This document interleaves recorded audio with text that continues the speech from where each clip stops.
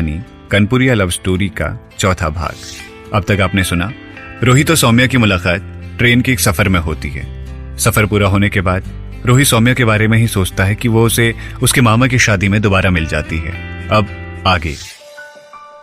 सौम्या का mobile number मिलते ही रोहित ने एक कमरे में जाकर सौम्या को मैसेज किया। सौम्या जी, आपसे कुछ बात करनी है, क्या प्लीज थोड़ी देर छत पर आएंगी? रोहित कुछ देर बाद छत पर चला गया। सौम्या का अब तक कोई जवाब नहीं आया था। करीब 10 मिनट के बाद सौम्या छत पर आई। चेहरे से काफी थकी हुई और परेशान सी लग रही थी। रोहित ने सौम्या को हाय किया, इससे पहले कि रोहित कुछ बोल पाता। रोहित, मुझे तुम कुछ भी कहो, मुझे तुमसे पहले एक बात करनी है, सौम्या ने बहुत ही सुलझे लहजे में कहा। जी सौम्या जी, कहिए ना, उम्मीद है आपको हमारी किसी बात से कोई तकलीफ तो नहीं पहुंची? रोहित ने थोड़ा डरते हुए पूछा। रोहित, पता नहीं तुम कैसे रिएक्ट करोगे ये सब जानकर। शायद तुम्हारी जो सोच और फीलिंग्स हैं वो बदल जाएगी ये सुनकर कि मैं शादीशुदा हूं। रोहित के पैरों के नीचे से जमीन खिसक चुकी थी। उन 2 पलों में ऐसा धक्का लगा जिसकी उसने कभी उम्मीद नहीं की थी। आपके पति? रोहित ने बड़ी हिम्मत करके पूछा। मैं अपने पति के साथ नहीं रहती हूँ। उनकी और मेरी सोच नहीं मिलती, बल्कि उनके परिवार वाले भी मुझे पसंद नहीं करते। सादा बस फैमिली प्रेशर में आके हमने शादी कर ली और अब तलाक का मुकदमा चल रहा है। ये सब कहते हुए सौम्या के चेहरे पर कोई अफसोस तो नहीं था, लेकिन एक उदासी जरूर झलक रही थी। तो फिर आपने शादी बिना जाने कर ली थी? बंदा कैसा है, उसका और परिवार का व्यवहार कुछ पता नहीं किया था क्या? रोहित ने बड़े हक से सवाल पूछा। हमारी शादी जल्दबाजी में हुई थी। प्रवीण उस वक्त अमेरिका में थे। हमने ऑनलाइन एक दूसरे को देखा, सब ठीक लगा बात करके, तो शादी कर ली।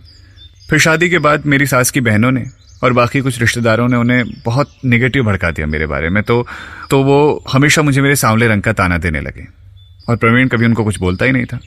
फिर धीरे धीरे मेरे पति के व्यवहार में भी मुझे बहुत बदलाव लगने लगा और 1 साल भी पूरा नहीं हुआ था कि मैंने खुद से उस रिश्ते से निकलने का सोच लिया।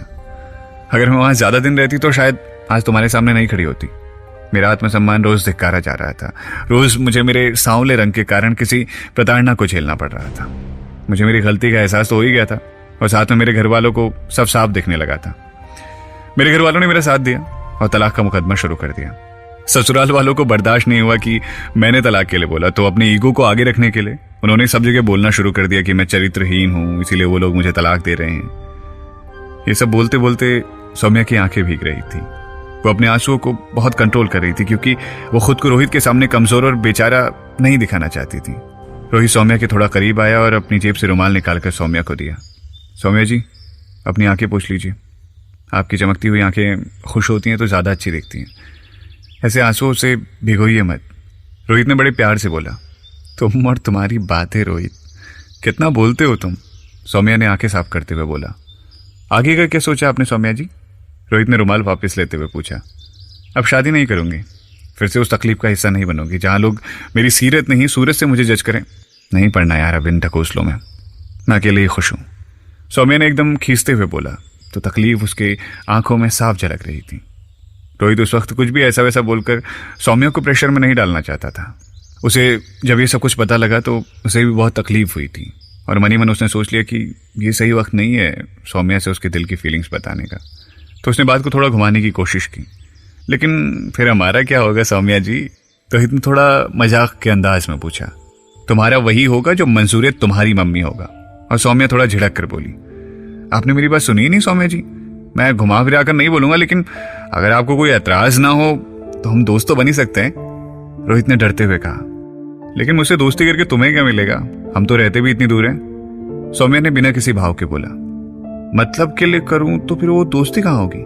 लेकिन एक वादा करता हूं, मैं आपको कभी रोने नहीं दूंगा और कभी भी आपको फोर्स नहीं करूंगा किसी चीज के लिए, रोहित ने बड़े विश्वास से सौम्या की आंखों में आंखें डालकर बोला। सौम्या को अच्छा लगा सुनकर और वो मुस्कुराई। ठीक है दोस्त, अब चलें, तुम्हारे मामा और मेरी दीदी हमें ही ढूंढ रहे होंगे, सौम्या ने मजाक करते हुए बोला। और फिर दोनों जोर से हंसे। पहले सौम्या नीचे गई, फिर पीछे से रोहित भी नीचे गया। रोहित के मन में सौम्या की ही कई बातें घूम रही थी। कुछ देर पहले तक उसने सोचा भी नहीं था कि ऐसा कुछ भी हुआ होगा। अब तो रोहित के सामने और भी बड़ी चुनौती थी इस रिश्ते को आगे बढ़ाने के लिए। इधर शादी की सारी रस्में पूरी हो चुकी थी और विदाई की तैयारियां चल रही थी। रोहित की मम्मी भागी दौड़ी घूम रही थी। जल्दी घर पहुंचकर उन्हें दुल्हन के स्वागत की तैयारी भी करनी थी। इसी सब जल्दबाजी में अचानक से उनका पांव फिसला और वो जोर से जमीन पर गिर पड़ी। उनके गिरते ही सौम्या की नजर सबसे पहले उन पर पड़ी। सौम्या दौड़ कर आई, उन्हें संभालने की कोशिश करने लगी। अलका जी को चोट तो आई थी पाँव में, लेकिन घबराहट के कारण वो बेहोश हो गई। सौम्या ने रोहित को आवाज लगाई और उसे पानी लाने के लिए कहा। रोहित, रोहित! सौम्या खुद बिना घबराए अलका जी के हाथ पांव रगड़ने में लगी थी। अलका जी का बदन काफी ठंडा हो रहा था, शायद बीपी भी काफी लो था। रोहित ने अलका जी को पानी पिलाया, लेकिन अभी भी उनकी हालत उठने जैसी नहीं थी। सौम्या जल्दी से उठकर रसोइयों के पास गई, वहां से नमक पानी का घोल बनाकर लाई और अपने हाथ से धीरे धीरे अलका जी को पिलाया और बहुत प्यार से उनका हौसला बढ़ाती रही। आप बिल्कुल ठीक है आंटी, अपनी आंखें खोलिए, घबराइए मत, आपको बिल्कुल कुछ भी नहीं हुआ है। सौम्या ने बहुत ही समझदारी से सब कुछ संभाला। बाकी के रिश्तेदार रोहित के मौसी और मामा काफी परेशान हो रहे थे, तो सौम्या ने सबको धीरज बधाया और अलका जी को थोड़ी देर कमरे में अकेले आराम करने को बोला। सौम्या खुद अलका जी के पांव के पास बैठकर उनके पैरों के तलवे अपने हाथों से मल रही थी और उनसे बेहोशी की हालत में भी बात कर रही थी। करीब 40 मिनट बाद अलका जी को होश आया। जब उन्होंने सौम्या को अपने पांव के पास बैठा देखा तो उनका मन पसीज गया और उठते ही उन्होंने सौम्या को गले लगाकर कहा, धन्यवाद बेटिया, आज तुमने जैसे हमें एक नई जिंदगी दी है। हमें लग रहा था जैसे हमारा हार्ट फेल हो जाएगा, लेकिन तुम भगवान बन गई। अलका जी की आंखों में आंसू थे और सौम्या के सांवले रंग को लेकर दी गई उनकी टिप्पणी पर उन्हें बड़ी शर्मिंदगी महसूस हो रही थी। रोहित भी वहां आ चुका था और मम्मी को गले लगाकर थोड़ा भावुक हो गया। काहे अपना ध्यान नहीं रखती हो? हर चीज की फिक्र सिर्फ तुम्हें काहे करनी होती है? कहीं ज्यादा चोट वोट लगा लेती तो क्या होता? रोहित बड़े चिंता वाले भाव में बोला, भगवान ने शायद सौम्या को आज यहाँ हमारी जान बचाने के लिए भेजा था। जाओ इसकी माँ को बुला के लाओ, उनको भी धन्यवाद बोलना। अलका जी की आंखों में पश्चाताप के आंसू भी थे। रेणु जी अंदर आई तो अलका जी ने तुरंत हाथ जोड़कर उनसे उनका शुक्रिया अदा किया और आंखों की नमी अभी भी उनकी आंखों में बरकरार थी। बहन जी, बहुत अच्छे संस्कार दिए आपने सौम्या को। आज जिस कदर उसने हम जैसे अजनबी ही समझिए, क्या पहचान है हमारी। उसने हमारा इतना ध्यान रखा जैसे कि हमारी अपनी बिटिया हो। अलका जी एकदम भावुक होकर बोली, बहन जी अब हम अजनबी नहीं बल्कि रिश्तेदार हैं और सौम्या ने वही किया जो एक अच्छे इंसान को करना चाहिए। बस इतना ही सिखाया है बेटी को कि एक अच्छे इंसान बनो पहले, बाकी पहचान तो बाद में है। रेणु जी ने बड़े गर्व से सौम्या के सर पर हाथ फेरते हुए बोला। सभी लोग बाहर आए, फिर धूमधाम से विदाई की रस्म निभाई। विदाई के वक्त चलते चलते रोहित ने सौम्या को थैंक्स बोला और उससे एक बार मिलने की बात की। सौम्या ने कहा सोचकर बताएगी, अगर टाइम रहा तो मिलेगी। तो ये था इस कहानी का चौथा भाग। आपको ये भाग कैसा लगा मुझे जरूर से बताइएगा।